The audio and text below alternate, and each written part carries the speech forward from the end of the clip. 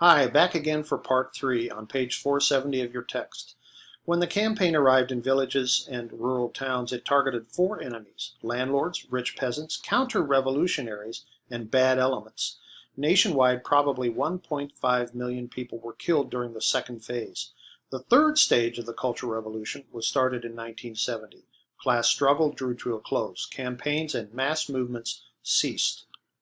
College exam system was abolished in 1966, but in 1973, some high schools still held informal exams. A young student, Zhang Tieshang, couldn't answer the exam and turned in an empty sheet attacking the exams as, quote, capitalist revenge.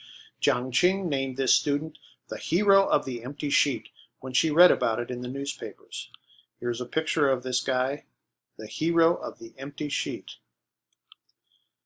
They established what they called barefoot doctors to provide at least a minimal level of health care to many Chinese villages. Between 1966 and 1973, up to 27.2 million people suffered from some sort of persecution, harassment, or harm, often repeatedly.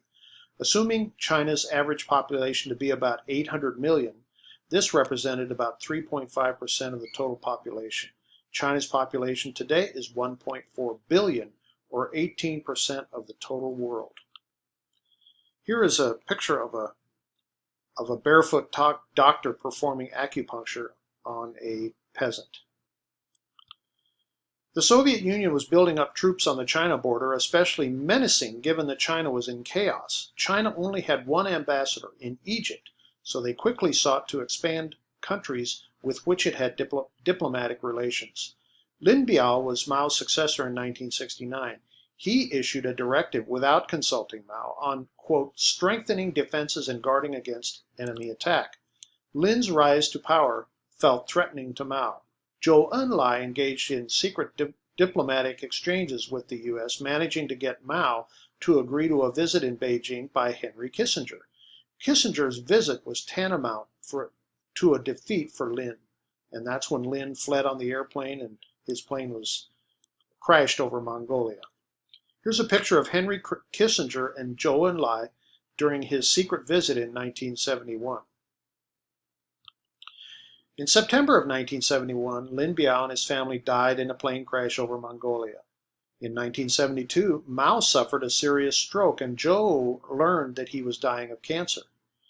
From mid-1973, Chinese politics shifted back and forth between Jiang Qing and her supporters, known as the Gang of Four, and Zhou and Deng.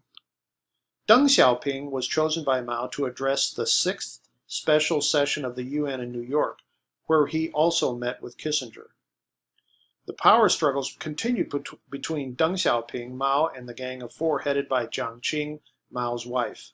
Zhou Enlai died in January of 1976. Deng delivered his eulogy, but then Deng disappeared for a time because of the conflicts between him and Mao. On July 28, 1976, a catastrophic earthquake hit Tangshan, several hundred kilometers from Beijing in Hebei province, killing 242,000 people. And this is the movie Aftershock, which y'all are going to watch. The tremors jolted Beijing, contributing to an uneasiness tangible in the public at that time. Mao died on September 9, 1976, and the Gang of Four was arrested 1 month later. The Cultural Revolution officially ended in August of 1977. Officials at all levels learned they could be jeopardized if they had worked for the previous regime, resulting in bureaucratic timidity. Because of the devastation of the Cultural Revolution, China was backward. There was widespread poverty, international isolation, and a growing gap between China and the industrialized world. Perhaps never before in human history had a political leader unleashed such forces against the very institutional system he had created. Show trials, mass rallies, public demonstration, and spectacles were powerful and efficient vehicles for educating the masses and instilling discipline. Because of class struggle, the regime left deep and lasting imprints on social construction in China through reform and education. The CCP had created a powerful centralized state that could subdue resistance by violence, but it was structureless. It had no stable, legitimate institutions and lacked the established procedures. The new institutions, the people's communes, the state-owned enterprises, government planning agencies, remained weak, coercive, and inefficient. The Cultural Revolution was a dragged out succession crisis at the top, which saw intense jockeying in the leadership. The Cultural Revolution was much about the question of who would hold power after Mao as it was about the creation of a new socialist structure. Some of the policies did yield benefits, but many of the initiatives failed.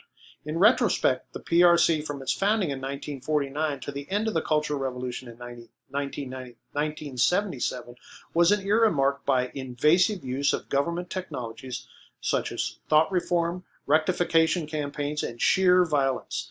The communists had to contend with a China persistently in existence despite growing party power and its expanding reach of the state.